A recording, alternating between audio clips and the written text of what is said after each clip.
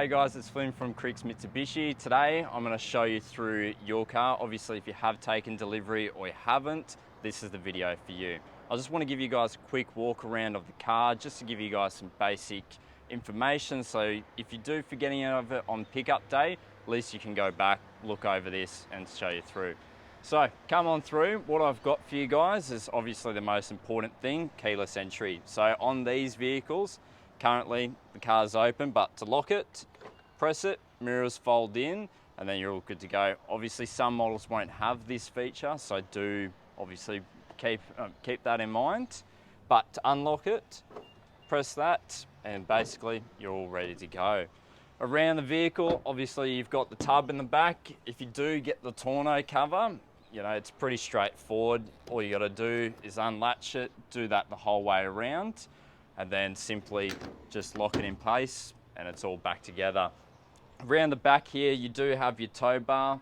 So if you do get the car that's fitted with one of these, you've got your plugs for your trailers. Obviously to undo it, there's a little clip on the side here. You pull that out to take the tow bar tongue off. Obviously, you know, you won't have to touch it most of the time, but also just in case you do forget, if you ever have a flat tire, you need to change it over. Just down the middle here, when you get your tools behind the back seats, you've got a long pole that you feed through this middle section, and then you just wind down the tire that's just underneath.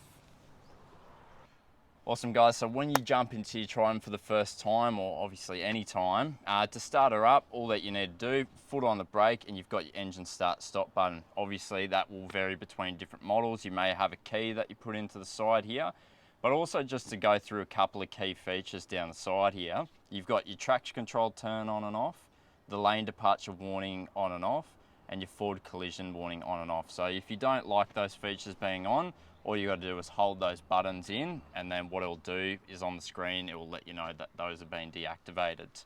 Also on the side here as well, you've got a little leveler for your lights, so obviously to make the lights go up and down. You've also got your mirror adjustments just on the side here, so you can either do left or your right, or your manual fold in if you're going through some tight narrow places.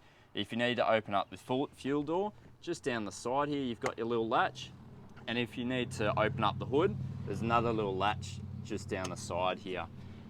Indicators on the right, windscreen wipers on the left, and then if you need to adjust your lights to turn them on and off, simply just do so as you please. Obviously some models will have automatic lights and automatic windscreen wipers, so just make sure that you know that which model you've got. On your steering wheel, you've got your cruise control settings on the right hand side, and then just down below you've got your little selectors for the little menu in the middle. So if you want to check your fuel economy or anything like that, you just use these buttons here just to have a look through the screen. On the other side you've got your volume controls, your track selector, your source to go through like FM radio, AM, anything like that.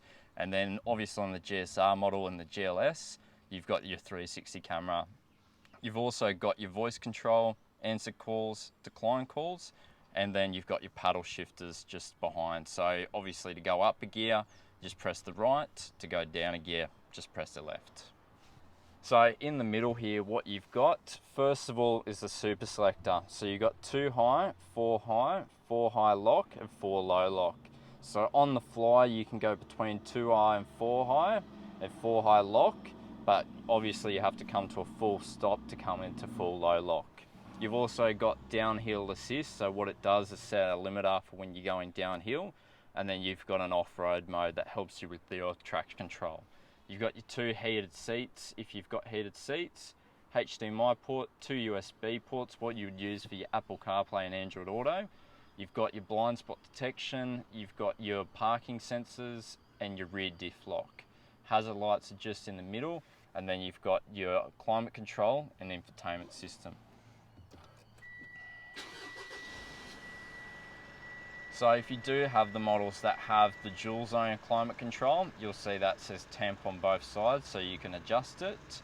You've got your fan speed in the middle, your AC button, you've got circulate through the car, front demister, auto, rear demister, and modes is to change which direction you want the fan coming through, and then obviously off. When you get into the infotainment system, you can choose from a couple of options from digital radio, FM, AM apps. But if you want to use Apple CarPlay and Android Auto, once you do plug your phone in, you just press apps and it will come up and it will let you know that that's activated. Also, some other key things to note. Up the top here, you've got your button to turn on the rear AC. So there is a fan that up the top here that sucks in air, and you can duct them through the middle here. So if your passengers need some ventilation in the back there, you can turn that on for them. You've also got your light switches and your sunglass holder up the top there as well.